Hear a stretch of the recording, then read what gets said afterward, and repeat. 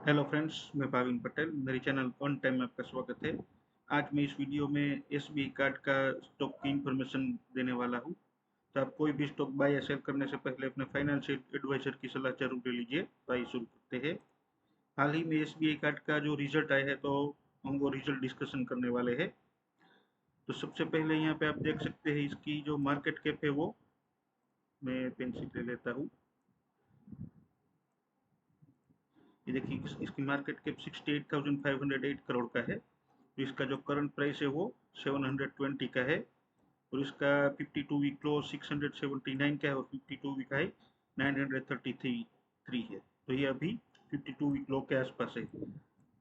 तो अभी हमको देखना है कि अभी ये जो स्टॉक है वो हमको बाय करना है, सेल करना है या होल्ड करना है। तो सबसे पहले हम थोड़ी सी और इन्फॉर्मेशन ले लेते हैं। यहाँ पे आप देख सकते हैं जो क्रेडिट कार्ड का यूज़ है वो अमेरिका में, कनाडा में देखिए ये 83% का है। इसराइल में 79% का है। तो इस तरह से यहाँ पे आप चार्ट पे सभी कंट्री का यूज देख सकते हैं। यहाँ पे देखिए, ये जो है यूएसए में 67% का है और यूके में 62% का है। तो हमारे इंडिया में कितना है वो देख लेते हैं। देखिए, हम नीचे जाते हैं।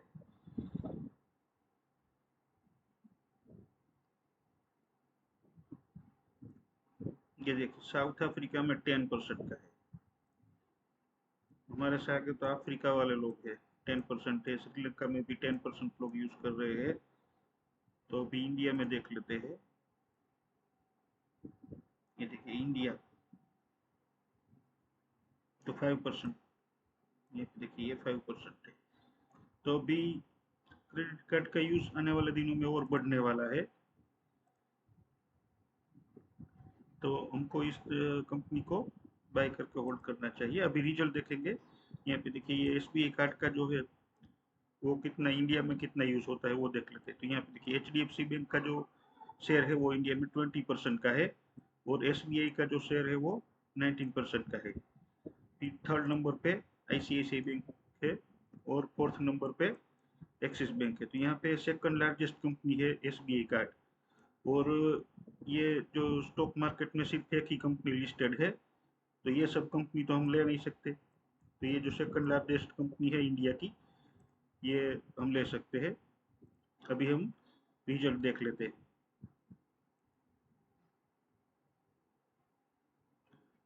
यहाँ पे देखिए, ये क्वार्टरली रिजल्ट कर देता हूँ। यहाँ पे देखिए, ये जो है 4,348 करोड़ का अभी रेवेन्यू आया है। और पिछले क्वार्टर में 4,622 करोड़ का रेवेन्यू था। और मार्च में 3,762 करोड़ का था। तो यहाँ पे पिछले क्वार्टर से रेवेन्यू कम आया है और पिछले साल से रेवेन्यू ज़्यादा आया है। अभी हमको कोई भी रिजल्ट हम देखते हैं तो वो ईयर ऑन ईयर देखना चाहिए, क्योंकि क्वार्टरली, पिछले क्वार्टर में फेस्टिवल सीजन था तो थोड़ा सा ज़्यादा रेवेन्यू आया था। यहाँ पे देख सकते हैं आप, सभी साल इस तरह ही होता है। देखिए, ये जो पिछले साल दिसंबर में 3,507 करोड़ का रेवेन्यू था, तो ये 3,700 करोड़ का रेवेन्यू है। तो इस तरह से हमको क्वार्टरली रिजल्ट नहीं देखना चाहिए, ईयर ऑन ईयर देखना चाहिए। चाहिए अब हम इसका प्रॉफिट देख लेते हैं। तो इसका जो नेट प्रॉफिट है वो 662 करोड़ का है। पिछले क्वार्टर में 549 करोड़ का प्रॉफिट था। तो ये प्रॉफिट बढ़ के आया है। और पिछले साल 596 करोड़ का था प्रॉफिट। तो ये यहाँ पे प्रॉफिट बढ़ के आया है। अभी हम चार्ट पे इसका प्राइस देख लेते हैं। यहाँ पे मैक्सिमम किया हुआ है। तो ये देखिए, ये जो प्राइस है 700 का, ये यहाँ पे आईपीओ इसका 755 पे आया था। और फिर आईपीओ के बाद वो कोरोना का जो पेंडेमिक आया था, तो इसलिए वो नीचे आया था और 500 तक यहाँ पे गया था और फिर ये ऊपर गया। तो ये अभी 2020 के प्राइस में आपको मिल रहा है। यहाँ पे इसका आईपीओ 20 में आया था। तो 700 का प्राइस जो है वो 2020 में प्राइस था। तो आपको ये 2020 के प्राइस में मिल रहा है। तो अभी हम प्रॉफिट एंड लॉस अकाउंट देख लेते हैं। तो देखिए 2020 में कंपनी का रेवेन्यू 9,281 करोड़ का था और अभी इसका रेवेन्यू 16,968 करोड़ का, तो ये ऑलमोस्ट डबल हो गया है। और इसका प्रॉफिट 2020 में 1245 करोड़ का था और अभी 2408 करोड़ का है इसका प्रॉफिट, तो ये प्रॉफिट भी डबल हो गया है। यहाँ पे कंपनी का रेवेन्यू देखिए लगातार बढ़ रहा है। यहाँ पे देखिए 9,300, 10,000, 13,000, ये लगातार बढ़ रहा है और इसका प्रॉफिट भी ये बढ़ रहा है। ये जो कोरोना का टाइम चल रहा था इसलिए कम हुआ था, फिर यहाँ पे देखिए ये लगातार बढ़ रहा है। तो कंपनी लगातार ग्रोथ कर रही है तो स्टॉक का प्राइस वही है। तो आपको ऐसे ही कंपनी को ढूंढना चाहिए और इन्वेस्टमेंट करना चाहिए। यहाँ पे देखिए कंपनी का जो सेल्स ग्रोथ है वो 24% का है। ये देखिए 24% का सेल्स ग्रोथ है, 3 साल में 22% का है और 10 ईयर में 28% का है। तो इस तरह से कंपनी अभी काफी तेजी से ग्रोथ कर रही है। और हमने यहाँ पे देखा कि इसका जो वर्ल्ड में जो क्रेडिट कार्ड का यूज है वो ज्यादा है और इंडिया में सिर्फ 5% लोग ही यूज कर रहे हैं। तो आने वाले दिनों में ज्यादा लोग यूज करेंगे तो कंपनी का रेवेन्यू और भी बढ़ेगा, कंपनी का प्रॉफिट भी और बढ़ेगा और स्टॉक का प्राइस ऊपर जाएगा। और काफी लोग बोलते हैं कि भी यूपीआई, इंडिया में यूपीआई आया है तो सब लोग यूपीआई यूज कर रहे हैं तो इसलिए क्रेडिट कार्ड का यूज कम हो जाएगा, पर ऐसा नहीं है फ्रेंड्स। यूपीआई में तो यूपीआई में यूज कब कर सकते हैं, अगर आपके अकाउंट में बैलेंस है तो वो ही कर सकते हैं। अगर आपके अकाउंट में बैलेंस ही नहीं और आपको कोई चीज परचेस करनी है तो आप क्रेडिट कार्ड से कर सकते हैं, क्योंकि क्रेडिट कार्ड का यूज करके पेमेंट 1-1.5 महीने के बाद देना। तो लोग ज़्यादा आने वाले दिनों में क्रेडिट कार्ड का यूज़ करेंगे और कंपनी का जो रेवेन्यू है और प्रॉफिट है वो बढ़ने वाला है।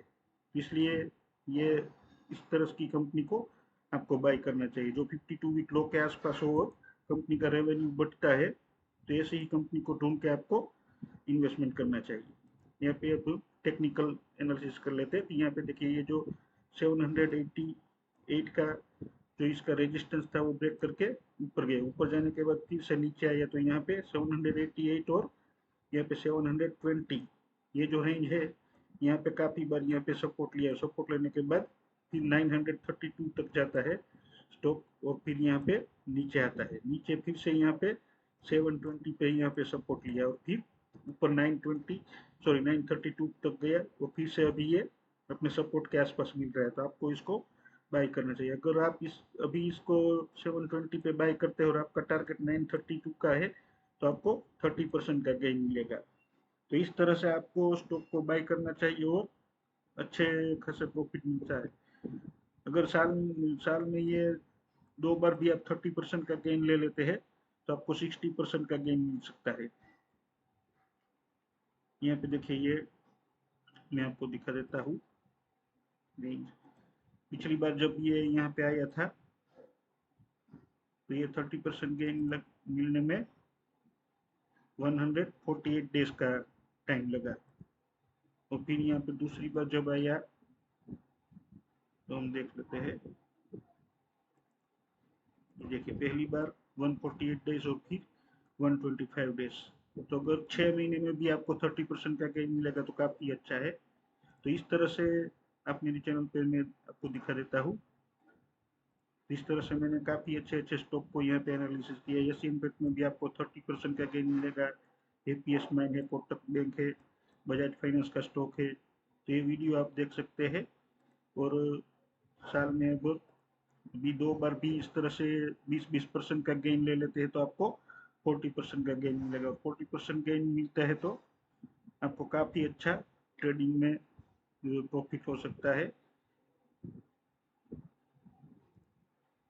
और अगर कोई इसको लॉन्ग टर्म के लिए भी होल्ड करना चाहता है ऑल टाइम हाई तक, यहाँ पे हम देख लेते हैं ऑल टाइम हाई तक अगर कोई होल्ड करता है तो 61% का गेन मिलेगा। तो आने वाले 1-1.5 साल में अगर 61% का गेन मिलेगा तो काफ़ी अच्छा है। तो इस तरह से आप शॉर्ट टर्म में या लॉन्ग टर्म में आपको जो भी अच्छा लगे वो आप चूज करके स्टॉक को बाय करके छोड़ सकते हैं। तो ऐसे ही बेहतरीन वीडियो देखने के लिए आप मेरे चैनल को सब्सक्राइब कर दीजिए और अपने फ्रेंड्स और फैमिली मेंबर को शेयर कर दीजिए ताकि वो भी आप ही की तरह बेहतरीन अर्निंग कर सके। Thank you friends.